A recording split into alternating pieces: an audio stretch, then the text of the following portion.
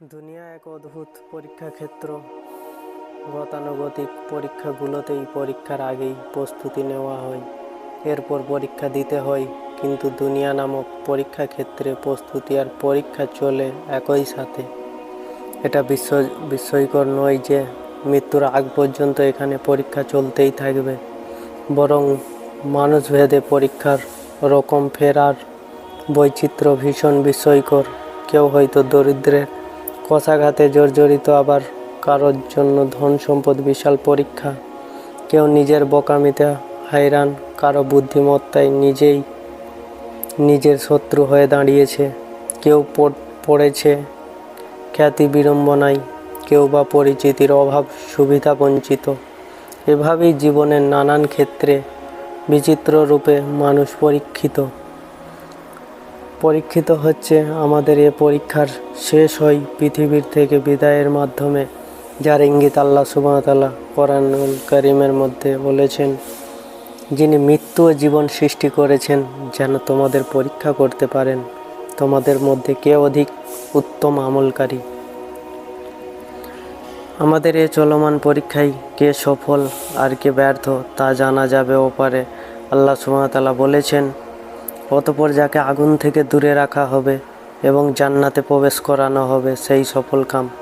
আর পার্থিব জীবন ছলনাময় ভোগ ছাড়া আর কিছুই নয়।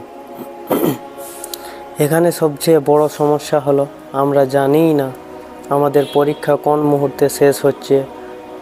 কখনোই বা পরীক্ষা পরিদর্শক উত্তরপত্র ছিনিয়ে নেবেন।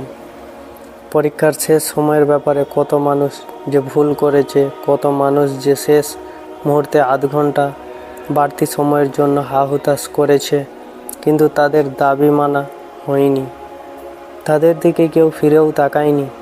আল্লাহ তাআলা এ বাণী সে কথাই স্মরণ করিয়ে দেয়।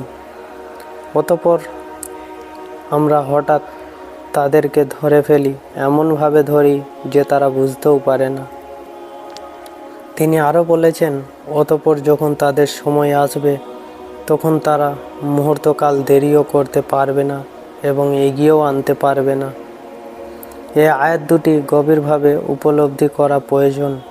পরীক্ষার শেষ ঘন্টা কখন পড়বে তা আমরা জানি না, তাই কি করছি, কেন করছি, এ অনুভূতিকে সবসময় জাগ্রত রাখতে হবে। মনে রাখতে হবে আল্লাহ সব দেখছেন। আল্লাহকে সন্তুষ্ট রাখা, তার অসন্তোষের কাজ থেকে দূরে থাকাকেই জীবনের মূলমন্ত্র করে নিতে হবে। যদি কখনো ভুল হয়ে যায়, মনে রাখতে হবে তওবার দরজা খোলা আছে। ভুল বোঝার সাথে সাথে নিজেকে সংশোধন করে নিতে হবে। কে জানে তখনই যদি শেষ সময়ের ঘন্টা বেজে যায়। আর যারা এ পরীক্ষাকে তুচ্ছ মনে করে তাদের থেকে দূরে থাকাই ভালো। একবার ভুল মানুষের সাথে ভুলের স্রোতে ভেসে গেলে ফিরে আসার সুযোগ নাও মিলতে পারে। আল্লাহ সুবহানাহু ওয়া তাআলা আমাদের সকলকে আমাদের ভালো আমল করার তৌফিক দান করুন। আমিন।